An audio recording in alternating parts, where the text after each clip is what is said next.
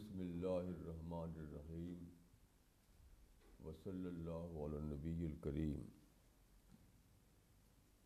رب اشرح لی صدری ویسر لی امری واحلل عقدۃ من لسانی یفقہوا قولی۔ آج کا ٹاپک ہے این انٹروڈکشن ٹو اسلام، یعنی اسلام کا تعارف۔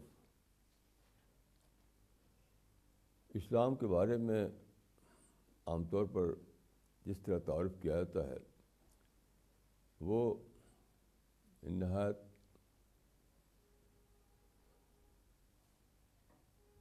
بیس لیس ٹائپ کا ہوتا ہے، یعنی قرآن حدیث سے اس کا کوئی تعلق نہیں۔ مثلا ابھی میں ایک آرٹیکل پڑھ رہا تھا، اس میں تھا کہ اسلام از اے یونیک ریلیجن۔ یہ ایک میرے نزدیک بالکل غلط بات ہے۔ اسلام کوئی یونیک ریلیجن نہیں ہے، وہی سیم ریلیجن ہے جو حضرت آدم سے شروع ہوا، رسول اللہ تک جاری رہا۔ ایسے ہی کچھ لوگ کہتے ہیں کہ اسلام ایک سپیریئر ریلیجن ہے، کوئی کہتا ہے کہ اسلام ایک افضل ریلیجن ہے، کوئی کہتا ہے کہ اسلام مکمل مذہب ہے۔ یہ ساری باتیں وہ ہیں جو جن کا قرآن حدیث سے کوئی تعلق نہیں ہے۔ خود قرآن حدیث میں اسلام کو کیا حیثیت دی گئی ہے وہ یہ ہے کہ ساری تاریخ میں اللہ تعالیٰ نے پیغمبر بھیجے اپنے پیغام کو پہنچانے کے لیے۔ ایک ہی پیغام تھا اور اسی ایک پیغام کو لے کر تمام پیغمبر آئے۔ آخر میں محمد صلی اللہ علیہ وسلم آئے، لیکن سب کا ایک ہی دین تھا، کوئی ناقص کامل نہیں تھا، کوئی انفیریئر سپیریئر نہیں تھا۔ فرق ایک ہے، وہ ہے نحن نزلنا الذکر وانا لہ لحافظون، یعنی یہ جو قرآن ہے وہی سیم دین اس میں بھی بتایا گیا ہے۔ فرق صرف یہ ہے کہ یہ ایک محفوظ کتاب ہے، پریزروڈ بک ہے۔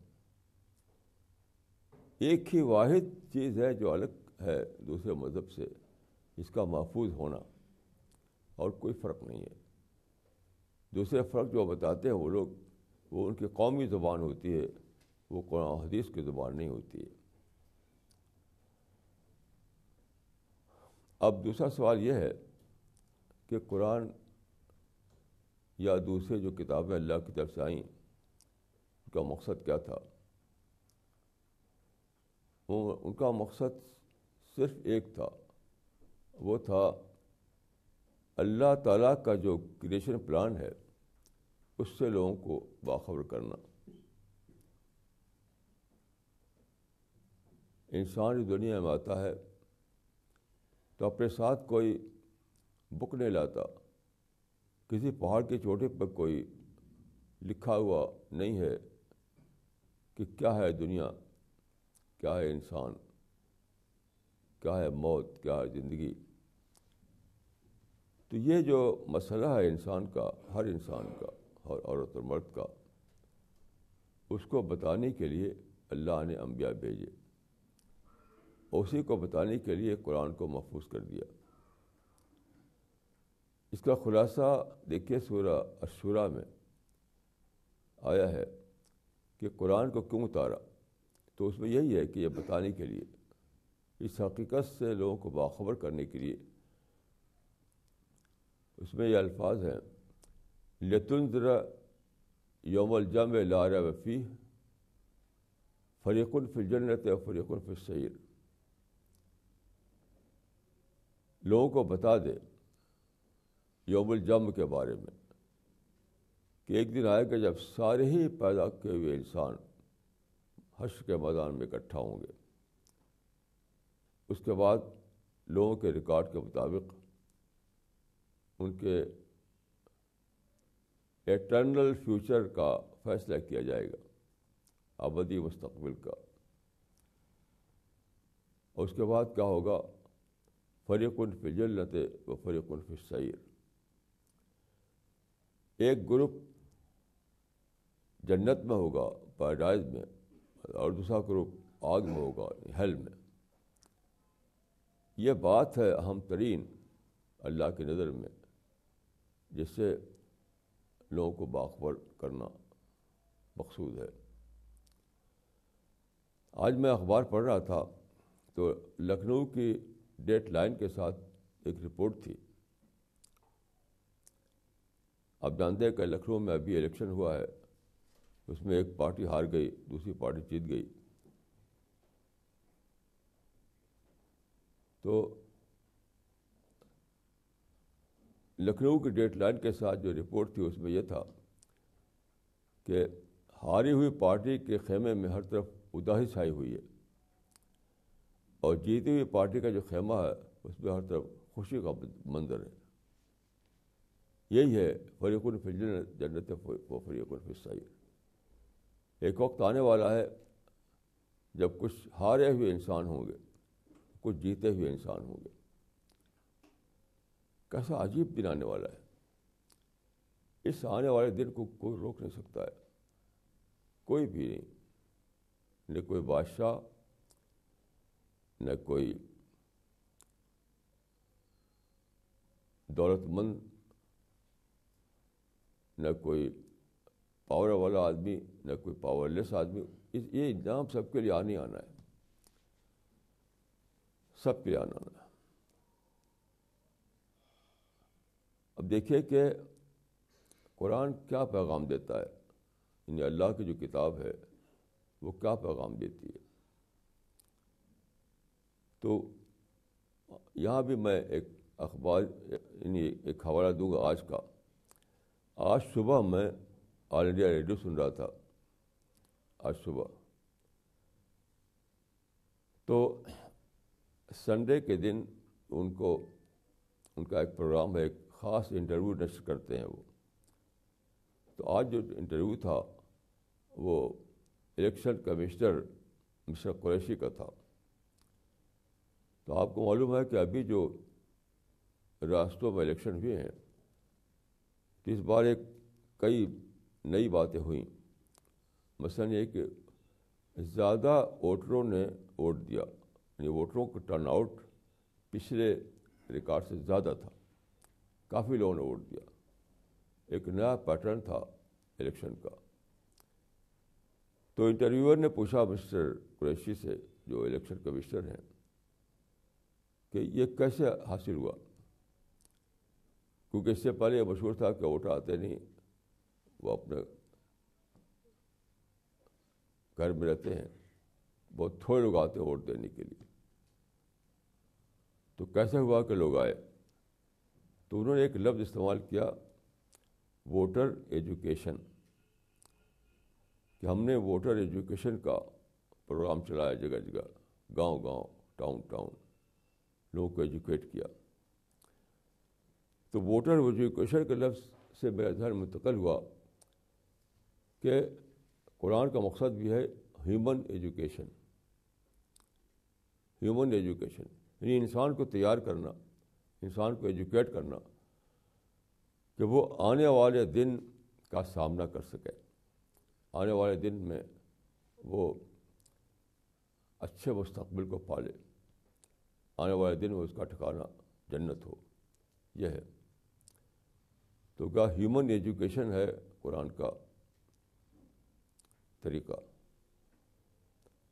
اب دیکھیے کہ اس کے کیا کیا باتیں ہیں ہیومن ایجوکیشن میں جو قرآن بتا رہا ہے ہم کو. اس سلسلے میں ایک آیت یہ ہے قرآن مجید میں کہ خلق الموت والحیات لیبلوکم ایکم احسن عملا. خلق الموت والحیات لیبلوکم ایکم احسن عملا. اللہ نے پیدا کی موت اور زندگی تاکہ وہ جانچ کر یہ دیکھے کہ تم میں سے کون بیسٹ کنڈکٹ والا ہے، اچھے عمل والا ہے. یہ ہے. اس سے کیا معلوم ہوا؟ اس سے معلوم ہوا کہ یہ جو دنیا ہے، یہ جو پلانٹ ارتھ ہے جہاں انسان بسایا گیا ہے، یہ ہے سلیکشن گراؤنڈ. سلیکشن گراؤنڈ یعنی انتخابی میدان. یہاں لوگ چنے جا رہے ہیں. ایک ایک انڈیویجول کا چناؤ ہو رہا ہے. یہ چناؤ انڈیویجول وائز ہوتا ہے، گروپ وائز نہیں ہوتا ہے.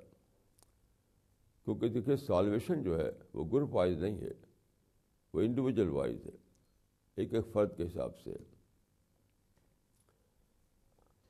تو اس دنیا کا جو بہترین لفظ ہے قرآن کے مطابق وہ یہ ہے کہ یہ سلیکشن گراؤنڈ ہے. یہاں انسان چنے جا رہے ہیں، یعنی اچھے اور برے کی سارٹنگ ہو رہی ہے، چھانٹے جا رہے ہیں. اب آپ دیکھیے کہ قرآن میں کیا بتایا گیا ہے کرائٹیرین. قرآن میں ایک آیت یہ ہے کہ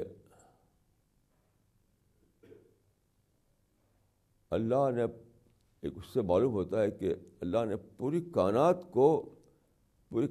کا ایک ہی دین مقرر کیا ہے. وہ دین ہے سبمیشن، یعنی اسلام. اسلام کا مطلب ہے سبمیشن. تو پوری کائنات کا دین سبمیشن ہے. وہی دین انسان سے مطلوب ہے. اسی پر میں نے ایک آرٹیکل لکھا تھا، اس میں نے لکھا تھا کہ submission is the only religion for both man and the universe. Submission is the only religion for both man and the universe. یہ کانسیپٹ میں نے اس آیت سے لیا تھا کہ افغیر دین اللہ یبغون وَلَهُ أَسْلَمَ مَنْ فِي السَّمَاوَاتِ وَالْأَرْضِ طَوْعًا وَكَرْهًا وَإِلَيْهِ يَرْجِعُونَ. اس ساری کائنات جو ہے اتنی بڑی، جس کی ابھی تک پیمائش نہیں ہو چکی. غور کیجیے، کائنات اتنی بڑی ہے کہ 15 بلین سال پہلے وجود میں آئی. اور جو ماڈرن، جو بہت ہی زیادہ طاقت والی دوربینیں ہیں، ان سے پتہ کیا گیا تو معلوم ہوا کہ کچھ ستارے اتنی دوری پر ہیں کہ لائٹ ایئرس سے ان کی روشنی سفر کر رہی ہے، یعنی 1,86,000 میل فی سیکنڈ کی رفتار سے، اور آج تک ہم تک نہیں پہنچی. کتنی بڑی کائنات ہے، بے شمار ستارے، بے شمار گلیکسیز، بے شمار پلانٹس. تو یہ پوری دنیا اللہ کے قانون کی بہت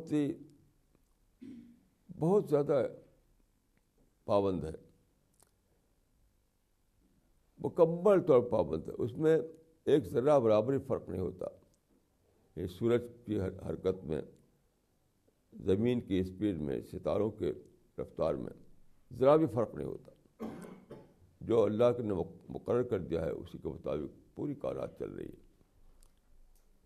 اسی کو کہا گیا کہ کائنات کا دین جو ہے سبمیشن ہے، اسلام ہے. یہی سبمیشن انسان سے مطلوب ہے، یعنی ریلیجن آف سبمیشن. لیکن ایک فرق ہے.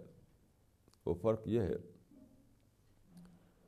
کہ جو ڈسٹ آف دا یونیورس ہے، جو بقیہ کائنات ہے، وہ انڈر کمپلشن اللہ کے قانون کو فالو کر رہی ہے، انڈر کمپلشن. لیکن انسان کو اللہ نے دیا ہے فریڈم آف چوائس. خود اپنے فیصلے سے، اپنے ارادے سے، خود اپنی پلاننگ سے وہ اللہ کی اطاعت کرتا ہے. بس یہی فرق ہے. تو دونوں کا ریلیجن ایک ہے، مٹیریل ورلڈ اور ہیومن ورلڈ کا. لیکن مٹیریل ورلڈ میں وہ ریلیجن جو ہے اللہ نے ڈائریکٹ طور پر انڈر کمپلشن قائم کر رکھا ہے. اور ہیومن ورلڈ میں اسی کو انسان سے چاہا گیا ہے کہ وہ خود اپنے چوائس سے، اپنی آزادی سے اس کو اختیار کرے. یہ ہے قرآن کا میسج. اس میں کوئی یعنی یہ جو کانسیپٹ ہے اتنا کلیئر ہے کہ اس میں کوئی وہ تصور ہی بالکل یعنی بیس لیس بن جاتا ہے کہ کوئی مذہب افضل ہے کوئی مذہب غیر افضل ہے. مذہب سے مراد ہے اللہ کی طرف سے آیا ہوا مذہب, یعنی ریویلڈ مذہب. جب مذہب کے لفظ میں بولتا ہوں تو اس سے مراد ہوتی ہے ریویلڈ مذہب, ریویلڈ بک. تو ہر ریویلڈ ریلیجن, ہر ریویلڈ بک کا میسج یہی تھا, ایک ہی پیغام تھا. لیکن پچھلی کتابیں جو ہیں وہ محفوظ نہیں رہیں, تو اللہ نے قرآن کو آتھینٹک بک بنا دیا اللہ کے مذہب کو جاننے کے لیے, اللہ کی مرضی کو جاننے کے لیے. اب جو ہے, اب جو نسلیں آ رہی ہیں قیامت تک, ان کے لیے اللہ کے مرضی کو جاننے کا آتھینٹک سورس صرف ایک ہے, اور وہ ہے قرآن. اس معنی میں نہیں کہ وہ سپیریئر ہے, اس معنی میں صرف اس معنی میں کہ وہ پریزرو ہے, محفوظ ہے. یہ ہے وہ چیز. اب میں آپ کو چند چیزیں عرض کرنا چاہوں گا جو مطلوب ہے انسان سے. ایک آیت قرآن میں یہ آئی ہے کہ وَلَا تَخْفُ مَا لَيْسَ لَكَ بِهِ عِلْمٌ إِنَّ السَّمْعَ وَالْبَصَرَ وَالْفُؤَادَ كُلُّ أُولَٰئِكَ كَانَ عَنْهُ مَسْئُولًا. کہ علم کے بغیر کوئی بات نہ کہو, کیونکہ یہ کان اور آنکھ اور دماغ ہر چیز کی پوچھ ہوگی. یعنی تم پوری طرح اللہ کے اکاؤنٹیبل ہو. اس کا مطلب کیا ہوا؟ یعنی اگر میں لفظ بدل کر کہوں تو اس کا مطلب یہ ہے کہ آدمی کے اپنے اندر رائٹ تھنکنگ پیدا کرنا چاہیے, صحیح سوچ, رائٹ تھنکنگ. یعنی ہمارا جو فریڈم آف چوائس ہے, جو اختیار ہے, اس کو پوری طرح استعمال کر کے ہم رائٹ تھنگ کی طرف پہنچیں.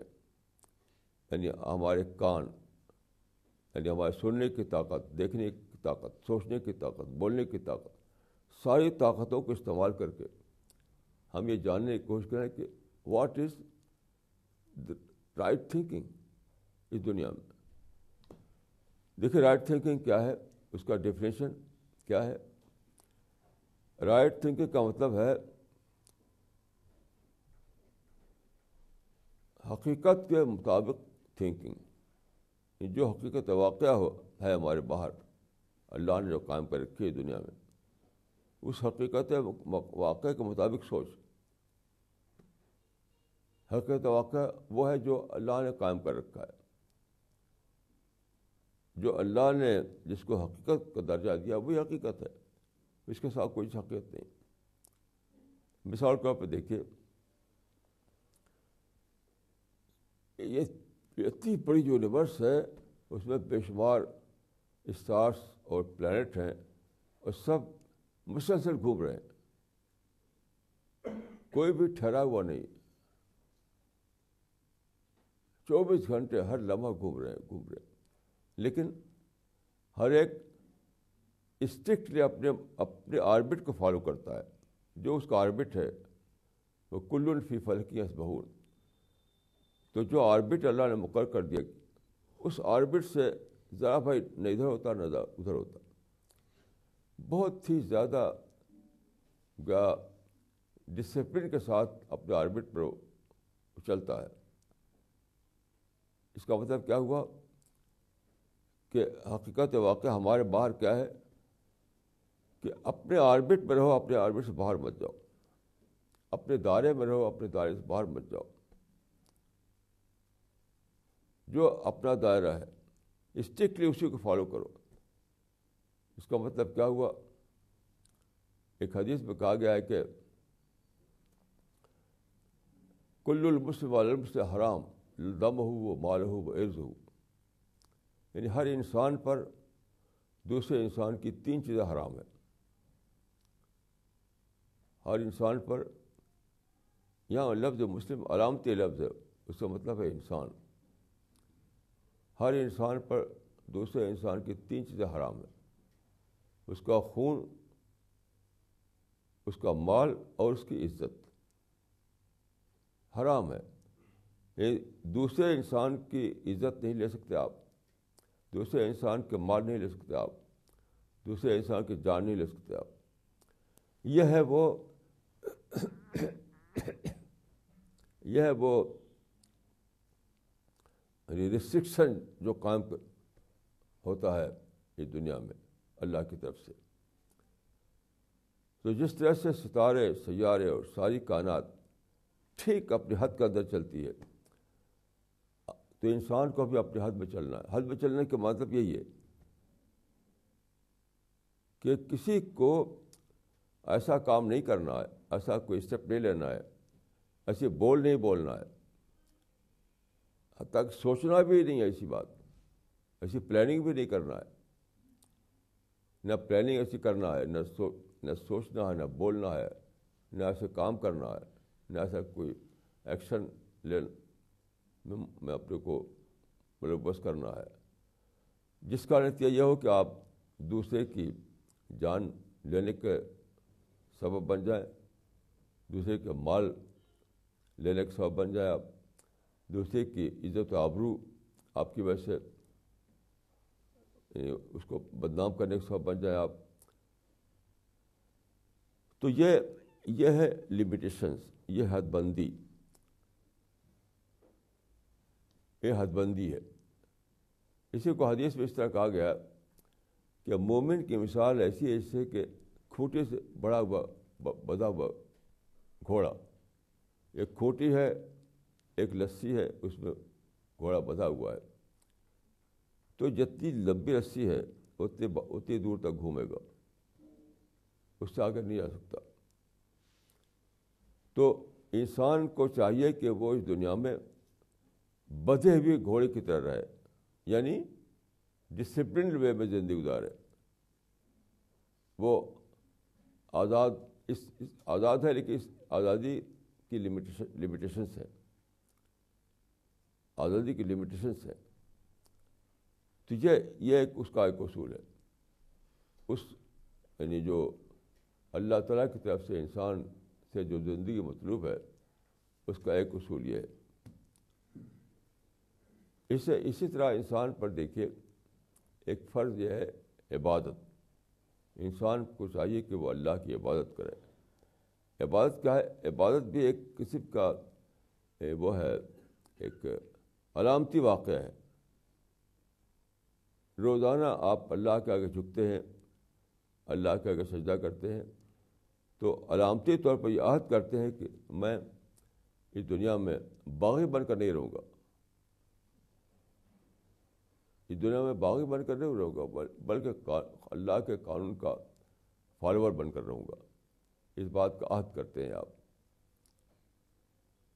تو یہ ایک روزانہ آپ اس کا عہد کرتے ہیں آپ. تو اس عہد کے مطابق جس نے زندگی گزاری اس کا ایک انجام ہوگا، جو اس عہد کے خلاف گیا اس کا دوسرا انجام ہوگا. تو اسی چیزوں کو بتانے کے لیے یہ نبی آئے اور یہ اللہ کی طرف سے کتابیں آئیں اور یہ قرآن محفوظ کیا گیا. انہی باتوں کو ہمیں جاننا ہے، کیونکہ انسان کو دیکھیے اللہ نے کسی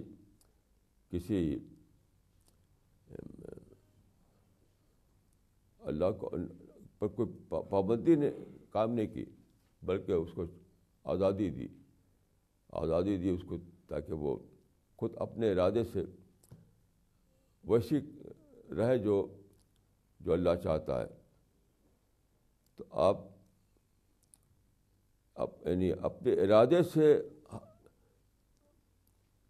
جو آدمی کام کرے اس کا ویلیو اس سے بہت زیادہ ہوتی ہے جو کہ پابندی کے ساتھ کرے آدمی.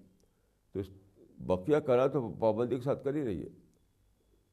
آپ سے جو مطلوب ہے وہ یہ کہ آپ خود اپنے ارادے سے کریں. مثلاً دیکھیے قرآن میں ہے کہ وَإِذَا مَا غَضِبُوا هُمْ يَغْفِرُونَ، جب انہیں غصہ آتا ہے تو وہ معاف کر دیتے ہیں۔ اب یہاں بھی دیکھیے، آپ کو کسی نے غصہ دلا دیا، کسی نے آپ کو پروک کر دیا، تو اس وقت آپ کے دو آپشن ہوتا ہے۔ غصہ آیا تو آپ غصہ اتاریں اس کے اوپر، اس سے بدلہ لیں، اس کو ڈاؤن کریں، اس کو بدنام کریں، اس پہ جھوٹے الزام لگائیں۔ لیکن غصہ آنے کے بعد آپ جانتے ہیں کہ آدمی سب کچھ کرنے لگتا ہے۔ اگر وہ فزیکل ہارم پہنچانے کی پوزیشن میں ہو تو فزیکل ہارم پہنچاتا ہے، نہیں تو کم سے کم یہ کرتا ہے کہ اس سے نفرت کرتا ہے، اس کو بدنام کرتا ہے، اس کے خلاف جھوٹے الزام لگاتا ہے، اس کے خلاف پروپیگنڈا کرتا ہے، یہ کرتا ہے وہ۔ یہ سب غصے کے، یعنی غصہ آنے کے بعد یہ سب کرتے ہیں لوگ۔ اس سے یہ اللہ کی اسکیم کے خلاف ہے، اللہ کے اسکیم کے خلاف ہے۔ تو اس سے جو بچا لے اپنے آپ کو، وَإِذَا مَا غَضِبُوا يَغْفِرُونَ، یعنی غصہ آیا لیکن ان سب چیزوں سے بچایا اپنے آپ کو۔ غصہ آنے کے باوجود اپنے کو بچایا کہ ان سب شکلوں میں اس کا غصہ دنیا میں ظاہر ہو۔ تو یہ ایک دفعہ ہے خدا نے جو زندگی کا نقشہ بتایا ہے انسان کو دنیا میں، اس کے مطابق جینے کے لیے۔ ایسے دیکھیے قرآن میں ہے کہ وَالَّذِينَ آمَنُوا أَشَدُّ حُبًّا لِلَّهِ، جو اہل ایمان ہیں، جو فیتھفل لوگ ہیں، وہ سب سے زیادہ محبت اللہ سے کرتے ہیں۔ اس کا مطلب کیا ہوا؟ آپ زندگی کو، اپنی زندگی جو سامان حیات ملا ہوا ہو، اس کو اس طرح ڈسکور کریں کہ دینے والے کے لیے آپ کے اندر بہت اسٹرانگ افیکشن آ جائے، بہت ہی محبت کے جذبات آ جائیں۔ کیونکہ آپ جانتے ہیں کہ کوئی آپ کو دے کوئی بڑی چیز، بہت بڑی چیز دے، تو اس کے لیے آپ کے دل میں بہت زیادہ جذبہ محبت کا آتا ہے۔ تو جب آپ یہ دریافت کریں گے کہ خدا نے مجھے پیدا کیا جب کہ میرا وجود نہیں تھا، پھر مجھے آنکھ، کان، ناک، دماغ، ہر چیز دی، تو آپ کو بہت عجیب لگے گا۔ میں کل اپنے آفس میں بیٹھا ہوا تھا، تو میں نے اچانک اپنی آنکھ بند کر لیا، آنکھ بند کر کے سوچنے لگا کہ اب دنیا کیا ہے میرے لیے۔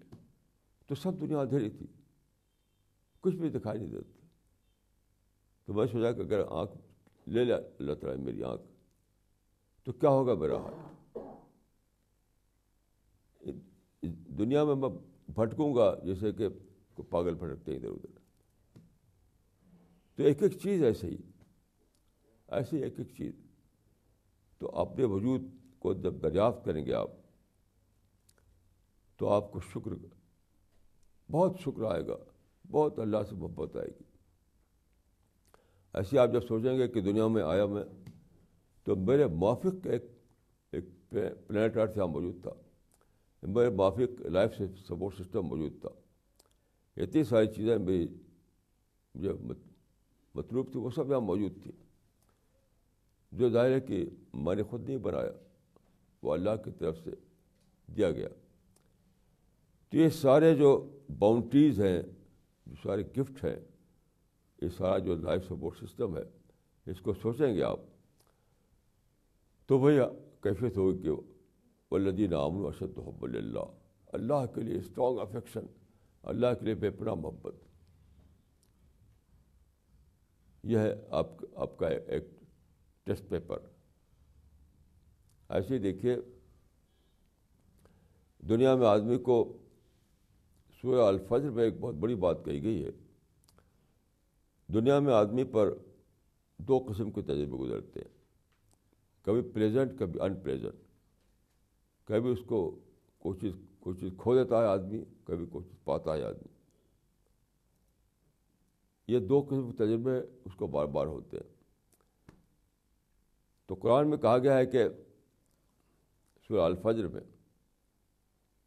کہ جب انسان کو اللہ کوئی چیز دیتا ہے، اس کو کوئی دنیا کی نعمت تو کہتا ہے کہ اکرمن، اللہ نے مجھے عزت دار بنایا. یعنی وہ جو اچیومنٹ جو ہے اس اچیومنٹ سے وہ کیا لیتا ہے؟ آروگنس، اپنے کو سپیریئر سمجھنا. حالانکہ شکر آنا چاہیے. جو اچیومنٹ دنیا میں ہوا اس سے کیا اس نے غذا لیا؟ وہ غذا لیا اس نے فخر کی اور کبر کی، آروگنس کی، سپیریئرٹی کی.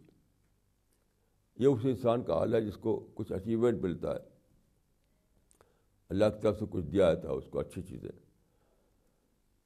دوسری طرف اسی سورہ میں بتایا گیا ہے کہ اگر انسان کو کچھ برے حالات پیش آتے ہیں، وہ محروم ہو جاتا ہے، تو کیا کہتا ہے؟ میرے رب نے کہتا ہے میرے رب نے میری اہانت کی. یعنی انفیریٹی کامپلیکس میں پڑ جاتا ہے وہ. یعنی اگر پاتا ہے تو سپیریٹی کامپلیکس، اور اگر کھوتا ہے تو انفیریٹی کامپلیکس. یہ دونوں غلط ہیں، دونوں غلط ہیں. صحیح بات یہ ہے کہ آدمی اگر پائے تو شکر کرے، اگر بالفرض وہ نہ پائے تو صبر کرے. صبر کا معنی کیا ہے؟ قناعت کرنا، کنٹینٹمنٹ، اس پر راضی ہونا. تو اسی سورہ میں پھر بتایا کہ صحیح انسان کون ہے. صحیح انسان کو بتایا کہ وہ ہے جو النفس المطمئنہ ہو. النفس المطمئنہ یعنی complex free soul. Complex free soul یعنی وہ نہ تو اس کے اندر آروگنس ہو، نہ پرائڈ ہو، اور دوسری طرف اس کے اندر نہ تو انفیریٹی کامپلیکس ہو، منفی یعنی جو منفی اخلاقیات ہوتی ہیں اس سے بھی وہ پاک ہو. وہ ہے النفس المطمئنہ، کمپلیکس فری سول. تو فرمایا کہ یا ایتھا النفس المطمئنہ ارجعی الی ربک راضیۃ مرضیہ فادخلی فی عبادی وادخلی جنتی. اے نفس مطمئنہ،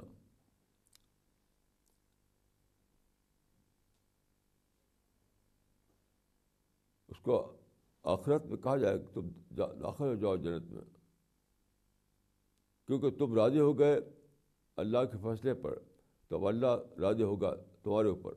اب تم کو اللہ تعالیٰ نے انعام کے طور پر جنت کا فیصلہ کر دیا. فادخلی فی عبادی وادخلی جنتی، جنت میں داخل ہو جاؤ اور میرے بندوں کے ساتھ رہو. یہ بڑا تھرلنگ ہے، بہت تھرلنگ. دیکھیے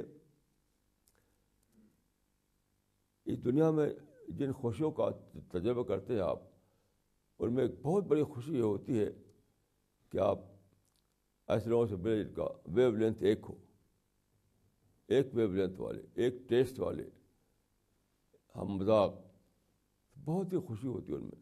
ان کے ساتھ بیٹھیں، ان کے ساتھ کھائیں پئیں، ان کے ساتھ بات چیت کریں، ان کے ساتھ آپ باغوں میں چلیں اور سڑکوں پر سیر کریں، تو بہت ہی اچھا لگتا ہے. تو جنت وہ مقام ہے جہاں آپ سلیکٹڈ لوگوں کے ساتھ رہیں گے. سلیکٹڈ لوگ یعنی پوری جو یعنی پوری جو تاریخ ہے، پوری تاریخ میں جو بلین ٹریلین لوگ پیدا ہوئے، وہ سب میں سے چنا جائے گا ان لوگوں کو جن کے اندر رائٹ تھنکنگ تھی، جن کے اندر گڈ کنڈکٹ تھا، جو اللہ سے ڈرنے والے تھے، اللہ سے محبت کرنے والے تھے، جو ویل وشر تھے، جو پیس میں جیتے تھے، جو ہیٹ سے خالی تھے، جن کے اندر پازیٹیو تھنکنگ تھی.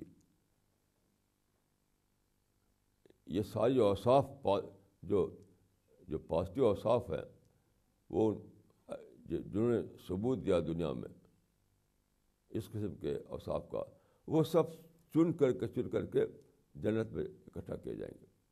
آپ غور کیجئے، ایسے لوگوں کے ساتھ رہنا ہے کتنا عجیب وہ یعنی اس میں جوائفل ہوگا وہ، کتنا عجیب جوائفل ہوگا. ذوق ایک شاعر تھے جو یعنی بادشاہ ظفر کے زمانے میں، تو انہوں نے ایک شعر کہا تھا کہ اے ذوق کسی ہمدم دیرینہ سے ملنا، بہتر ہے ملاقات مسیحا و خضر سے. جس میں انسان کی ایک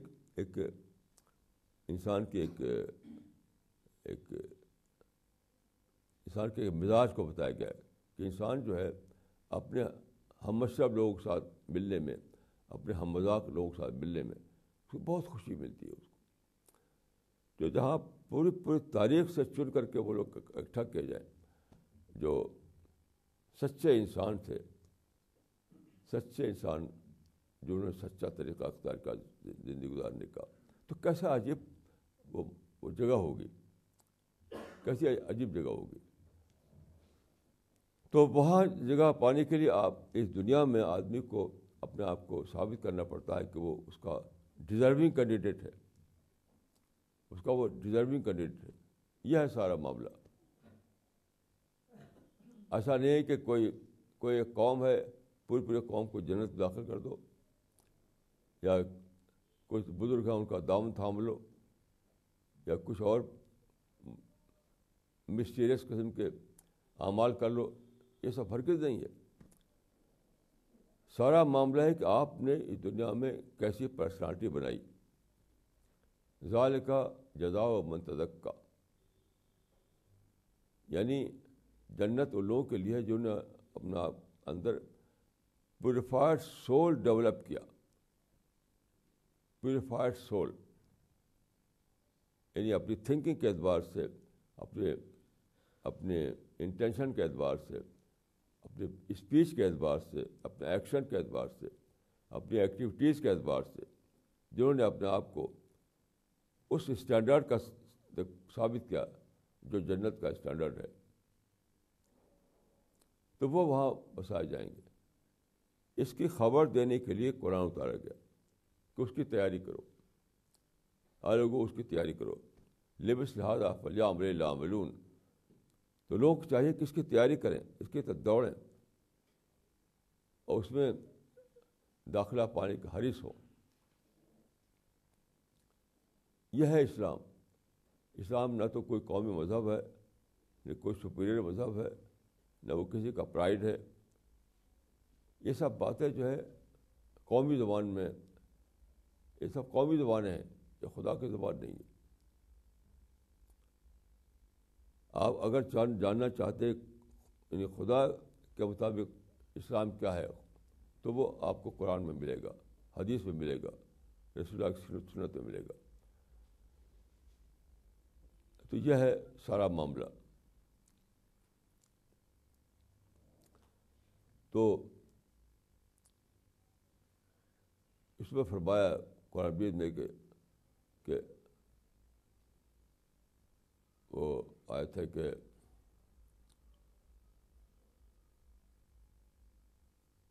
وہی ابتغی غیر الاسلام دین فلن یقبل منہ وهو فی الآخرۃ من الخاسرین. ومن یبتغی غیر الاسلام دینا فلن یقبل منہ وهو فی الآخرۃ من الخاسرین. یعنی یہ جو درجہ آف سبمیشن ہے، یہ جو بتایا گیا ہے قرآن میں اور رسول اللہ صلی اللہ علیہ وسلم نے اس کا ماڈل پیش کیا ہے، اس کے سوا جو چاہے گا کوئی دوسرا طریقہ، کوئی دوسرا نظریہ، تو وہ اللہ کا قبول نہیں ہوگا، اور وہ گھاٹا اٹھانے والوں میں سے ہوگا. تو اس کا مطلب یہ ہے کہ آدمی کو بہت ہی زیادہ سنسیئر ہونا چاہیے اس معاملے میں، اپنی زندگی کے معاملے میں بہت زیادہ سنسیئر، بہت زیادہ سنسیئر.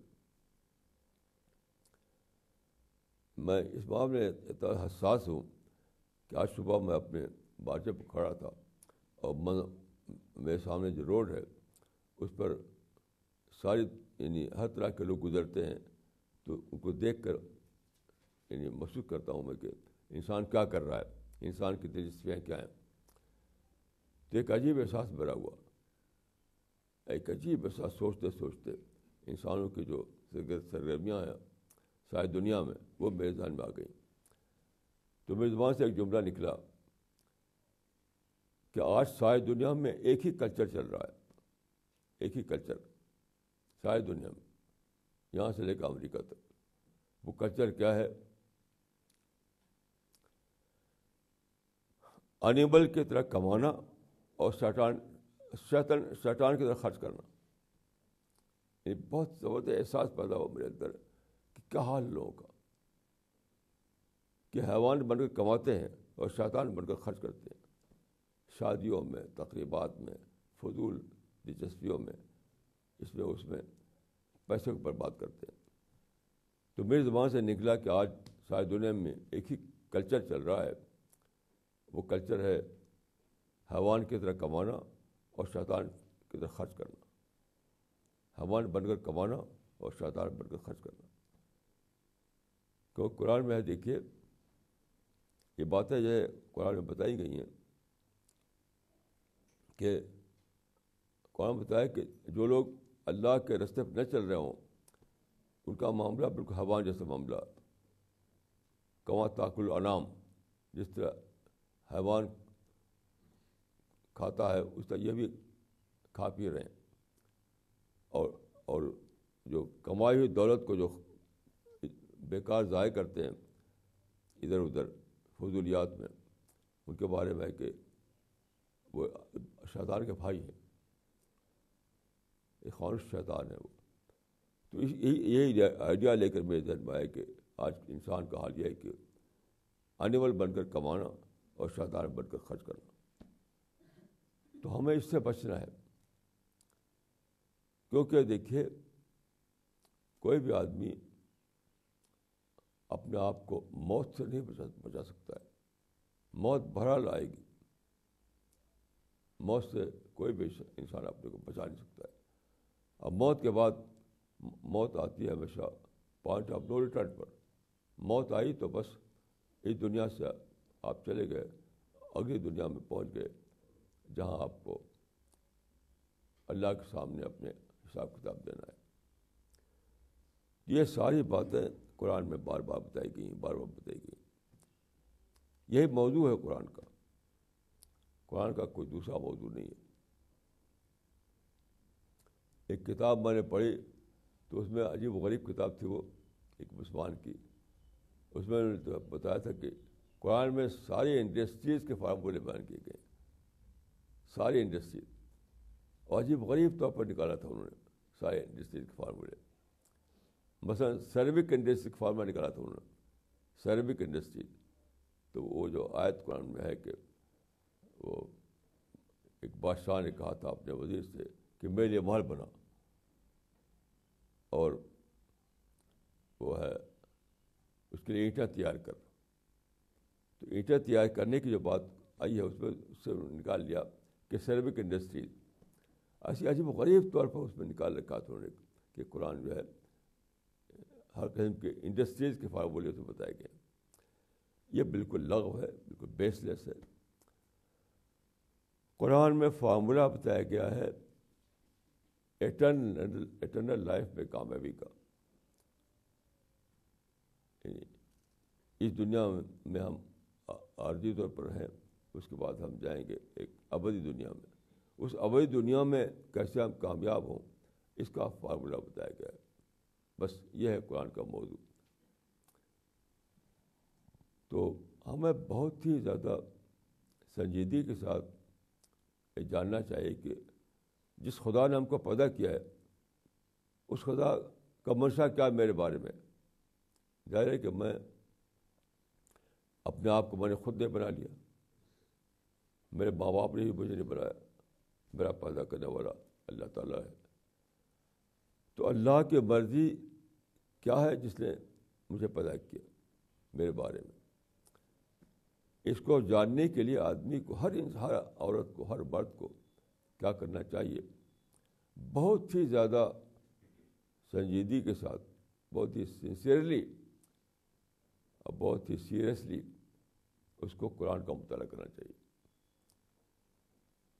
ایک صاحب سے میں ملا ایک بار، ایک مسلمان سے، تو ان کے ساتھ میں چند دن رہا تھا. تو روزانہ وہ قرآن کی تلاوت بہت اہتمام سے کیا کرتے تھے. تو انہوں نے بتایا کہ میں ہر دن 2 پارہ پڑھتا ہوں, 2 پارہ, اور 15 دن میں پورا قرآن ختم کرتا ہوں. پوری زندگی میں میرا یہ معمول ہے, ہر دن 2 پارہ, 15 دن میں پورا قرآن. تو میں نے ان سے پوچھا کہ قرآن سے آپ نے زندگی کا کیا فارمولہ دریافت کیا؟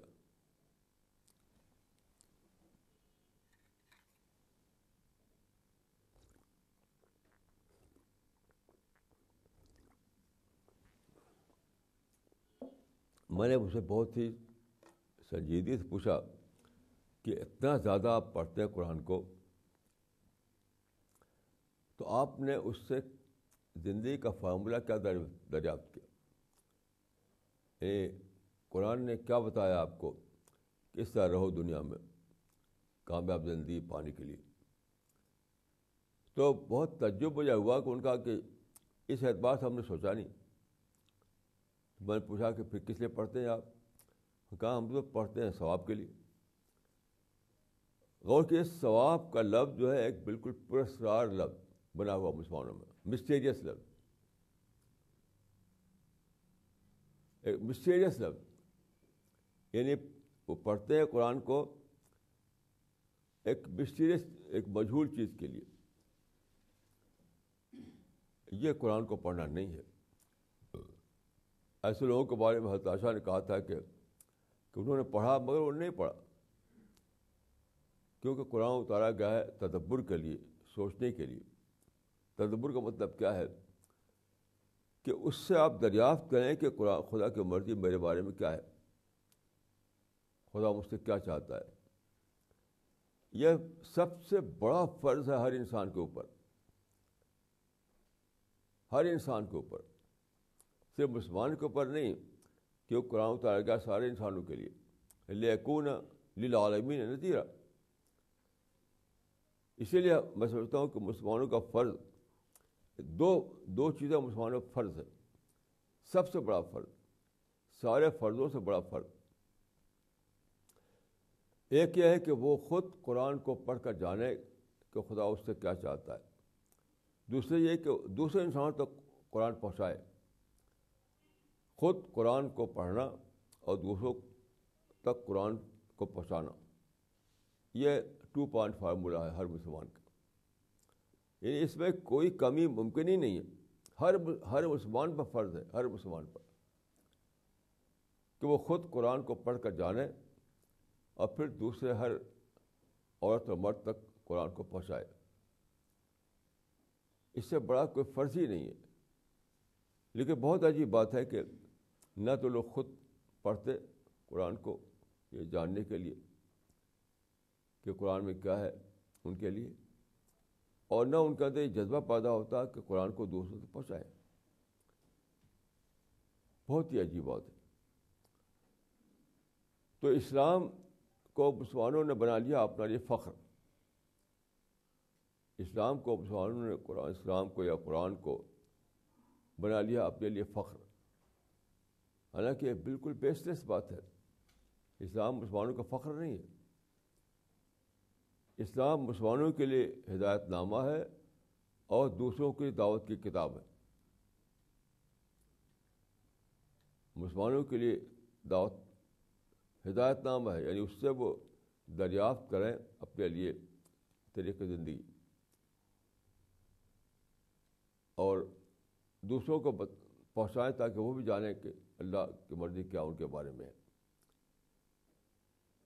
اور جو لوگ قرآن کے نام پر ہنگامے کرتے ہیں وہ بھی, ان کا بھی اس قرآن سے کوئی تعلق نہیں, اسلام سے کوئی تعلق نہیں.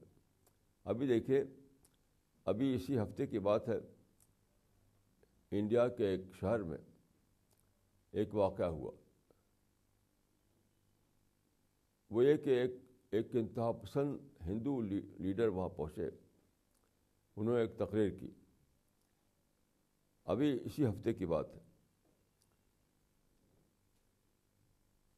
تو انہوں نے اپنی تقریر میں یہ کہا کہ مکہ میں جو کعبہ ہے وہ کعبہ ایک مندر تھا جس میں سینکڑوں بت رکھے ہوئے تھے. مسلمانوں نے اس پر زبردستی قبضہ کر لیا. اس پر وہاں پر مسلمانوں نے جلوس نکالا, ہنگامہ ہوا, لاٹھی چارج ہوا, اور کل شام تک کی خبر یہ ہے کہ وہاں پر کرفیو لگا ہوا ہے. ہو سکتا ہے کہ آج بھی کرفیو لگا ہوا ہو. کل شام تک تو تھا کرفیو. جب یہ خبر میں نے پڑھی تو میں نے سوچا کہ ایک بہت عجیب بات میری سمجھ میں آئی کہ رسول اللہ کے زمانے میں رسول اللہ صلی اللہ علیہ وسلم نے اپنا مشن شروع کیا تھا 7ویں سینچری کے فرسٹ کوارٹر میں. اس وقت تو ایسا تھا کہ واقعتاً وہاں پر بت رکھے ہوئے تھے کعبہ میں 360 بت بالفعل رکھے ہوئے تھے واقعتاً. رسول اللہ اس کو دیکھتے تھے. آپ نے کچھ بھی نہ پروٹیسٹ کیا, نہ کوئی ہنگامہ کیا, کچھ بھی نہیں. تو جب واقعتاً بت رکھے ہوئے تھے اور رسول اللہ نے دیکھا اس کو, صحابہ نے دیکھا اس کو, تب تو کچھ نہیں کیا. اب جب کہ وہ بت صفایا ہو چکا ہے, بت ایک پاسٹ کی چیز بن چکے ہیں, اس کا کسی نے ذکر کر دیا, اس پر ہنگامہ ہو رہا ہے. کیسی عجیب بات ہے. یہ ماضی کی ایک خبر کسی نے, ماضی کا ایک واقعہ کسی نے دہرایا اپنی تقریر میں, اس پہ ہنگامہ ہو گیا. اور جب واقعتاً وہ ماضی حال تھا, جب واقعتاً وہاں پر بت رکھے ہوئے تھے اور رسول اللہ اصحاب, آپ کے اصحاب دیکھتے تھے اس کو, تو کچھ بھی نہیں کیا آپ نے. کیوں؟ اس کی وجہ کیا ہے؟ اس کی وجہ کہ رسول اللہ صلی اللہ علیہ وسلم اور آپ کے اصحاب مکمل طور پر پازیٹیو تھنکنگ والے لوگ تھے, مثبت سوچ والے لوگ. یعنی وہ ہمیشہ منفی واقعے میں مثبت پہلو تلاش کرتے تھے. یعنی اگر وہاں پر, یعنی اگر میں ایک مثال دوں, جیسے کہ فرض کیے کہ بہت سارا ایک انبار ہے پتھروں کا, اور وہاں پر تھوڑی سی جو سی شکل رکھی ہوئی ہے. اب چوٹی اگر آئے گی تو اس کو اس انبار سے کوئی مطلب نہیں, انبار کو وہ اگنور کرے گی, اس شکل کو لے لے گی وہ. یہ ہے پازیٹیو تھنکنگ, یعنی غیر متعلق چیز کو چھوڑنا, متعلق چیز کو لے لینا. تو چوٹی کا مزاج جو ہے وہ یہی ہے کہ وہ نمک کا پہاڑ ہے تو نمک سے اس کو مطلب نہیں, اس میں چند شکر کے دانے ہیں تو اس شکر کو لے لیتی ہے وہ. یہی حال مومن کا ہے کہ وہ منفی باتوں کا جنگل وہاں ہے تو اس سے کوئی مطلب اس کو نہیں ہے. مثبت جو آئٹم وہاں ہے اس سے اس کو مطلب ہوتا ہے. تو رسول اللہ صلی اللہ علیہ وسلم اور آپ کے صاحب کیا کرتے تھے کہ وہاں پر جو لوگ آتے تھے وہ بتوں کی زیارت کرنے کے لیے, ان پر جا کے دعوت پہنچا دیتے وہ. یعنی انہوں نے اگنور کیا بتوں کے پریزنس کو, اور جو آتے تھے جو لوگ, جو انسان, ان کو بطور اپرچونیٹی کے استعمال کیا, ان کو دعوت دیتے رہے. آج کا مسلمانوں کا معاملہ الٹا ہے. آج کا مسلمانوں کا معاملہ الٹا ہے.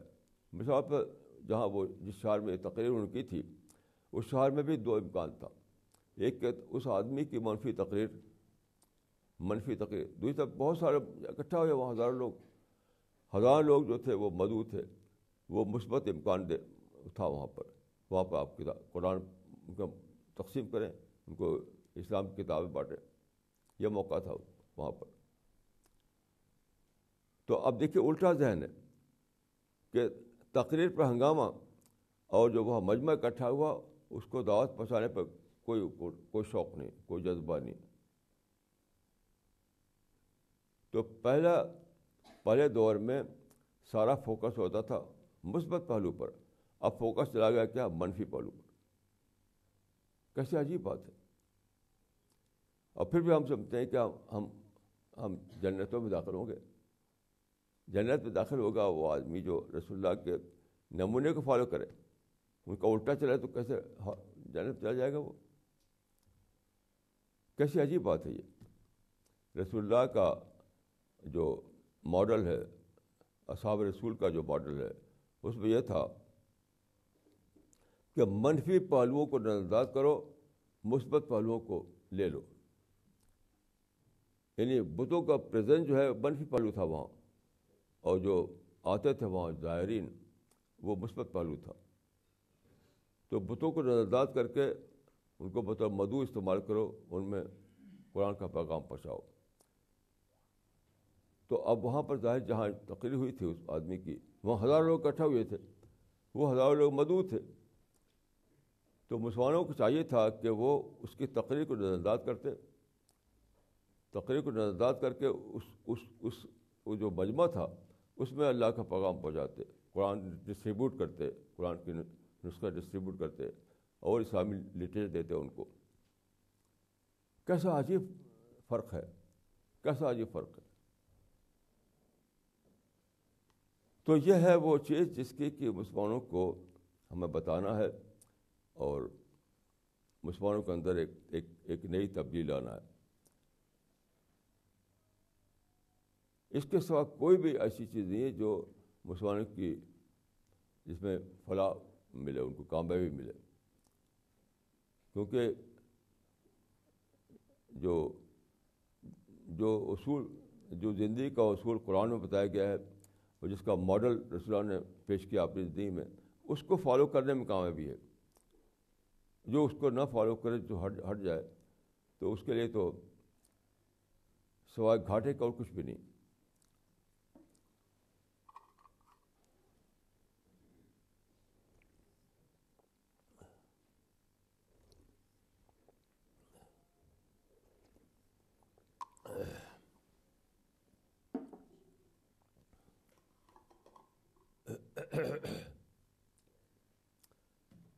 اسی کو میں کہا کرتا ہوں اکثر کہ آج مسلمانوں کو یہ کرنا ہے کہ وہ اسلام کو ری ڈسکور کریں. یعنی مسلمانوں کو یہ کرنا ہے کہ وہ اسلام کو ری ڈسکور کریں، اور دوسروں کو یہ کرنا ہے کہ وہ ان کے لیے اسلام کو ڈسکوری بنائیں. ان کی جو دعوتی کوشش ہماری ہے، اس دعوتی کوشش میں دو پہلو ہیں. مسلمانوں کے لیے اسلام کو ان کی ڈسکوری بنانا، مسلمانوں کے لیے ان کی ری ڈسکوری، مسلمانوں کو ری ڈسکوری کرانا اسلام کا، اور دوسرے لوگوں کے لیے اسلام کو ان کی ڈسکوری بنانا. کیونکہ جتنا بے خبر دوسرے لوگ ہیں اتنے بے خبر مسلمان بھی ہیں. یعنی نام لینے والے بھی اتنے ہی بے خبر ہیں جتنا کہ اس کا جو لوگ نام نہیں لیتے اس کا. تو بہرحال یہ ہمارا مشن ہے. ہمارے جو ساتھی ہیں وہ اسی مشن کے لیے اٹھے ہیں. ہمارا مشن وہی ہے جو قرآن کا اور سنت کا مشن ہے، جس کو لے کر رسول اللہ صلی اللہ علیہ وسلم دنیا میں آئے، اور جس کو صحابہ کرام نے آپ کے بعد دنیا میں چلایا. وہی ہمارا مشن ہے. کل میرے پاس ایک ٹیلی فون آیا گیا سے کچھ لوگ ہیں جو بہت مخالفت کر رہے ہیں اس مشن کی. تو میں نے ان سے کہا کہ ان سے کہیے کہ ہمارے مشن کو جانچا وہ صرف قرآن اور سنت پر، کوئی دوسرا کرائیٹیرین یا کوئی دوسرا یارڈ اسٹک لے کر کے اس کو جانچیں گے تو غلطی کریں گے. وہ یہ مشن رسول اللہ کے مشن کو زندہ کرنے کا مشن ہے، اور کوئی دوسرا مقصد ہمارے سامنے نہیں ہے. نہ کوئی دوسرا آدمی کسی اور یارڈ اسٹک سے جانچ سکتا ہے ہمارے مشن کو. تو یہ بہت ہی ضروری ہے کہ جانے کہ مشن کا نیچر کیا ہے، اس کی نوعیت کیا ہے، اور ہمیں کس اعتبار سے جانچنا ہے لوگوں کو. کسی اور معیار کو لے کر کے آپ جانچیں گے تو آپ ہی غلط قرار پائیں گے. ہمارا مشن اس سے غلط ثابت نہیں ہو سکتا ہے، کیونکہ جو ہمارا دعویٰ ہے اسی کے لحاظ سے آپ کو جانچنا چاہیے. ہمارا دعویٰ ہے کہ ہم قرآن و سنت کے لیے اٹھے ہیں، اسی اعتبار سے جانچیے. تو میں نے ان سے کہا کہ ان کو یہی بات کہیے کہ حضرت امام ابو حنیفہ کے قول دہرائیے ان کو کہ اتونی شیئم من کتاب اللہ تقول، کہ اگر آپ کو ہمارے پہ اعتراض ہے تو قرآن کی آیت لائیے. اتونی شیئم من کتاب اللہ تقول. اور کوئی دوسرا حوالہ، کوئی دوسرا اعتراض اگر کرتے ہیں آپ تو ہمارے لیے اس کی ویلیو نہیں ہوگی. تو یہ ہے چند باتیں. میں دعا کرتا ہوں کہ اللہ تعالیٰ مجھ کو اور آپ کو توفیق دے کہ ہم خود اللہ کے دین پر قائم ہوں اور دنیا کو اللہ کے دین سے باخبر کر سکیں. اقول قولی ھذا واستغفر اللہ لی ولکم اجمعین.